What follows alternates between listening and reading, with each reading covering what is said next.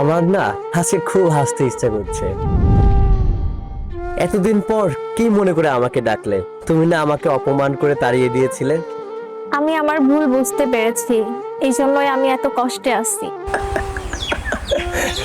তুমি তোমার ভুল বুঝতে পেরেছো, কিন্তু এখন ভুল বুঝে কি হবে বলো? যা হওয়ার তা তো হয়েই গেছে। আমি কখনো ভাবি নাই যে তোমার সাথে আমার আবার এইভাবে দেখা হয়ে যাবে।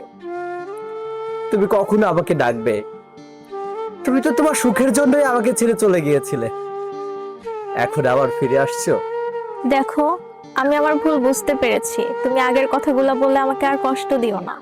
আমি আমার ভুলের প্রায়শ্চিত্ত করতে চাই।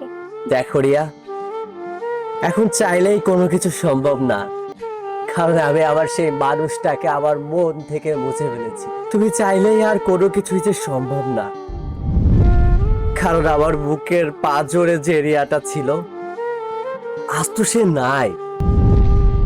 আমি সেদিনই তাকে ভুলে গেছি, যেদিন লাল শাড়ি পরে না আমার চোখের সামনে দিয়ে সে চলে গেল।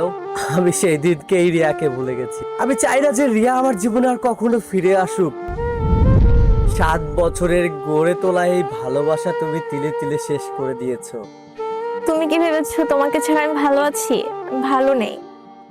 তোমাকে ছেড়ে যার হাত ধরে গিয়েছিলাম, সে তার ভালোবাসা প্রমাণের জন্য তার বন্ধুদের কাছ পর্যন্ত। থামো, তোমার কাছে তোমার জীবনের বিবরণী আমি আর জানতে চাচ্ছি না, শুনতে চাচ্ছি না তোমার এই মায়া কান্না। আমি আর চাই না তোমাকে ভালোবাসতে। আমি চাই না বলি তুমি আমাকে ভালোবাসো। আমার 7 বছরের গড়ে তোলা ভালোবাসা তুমি এক নিমিষেই শেষ করে দিয়েছো। চলে যাও আমার সামনে থেকে। আমাকে মাফ করে দাও রাজ।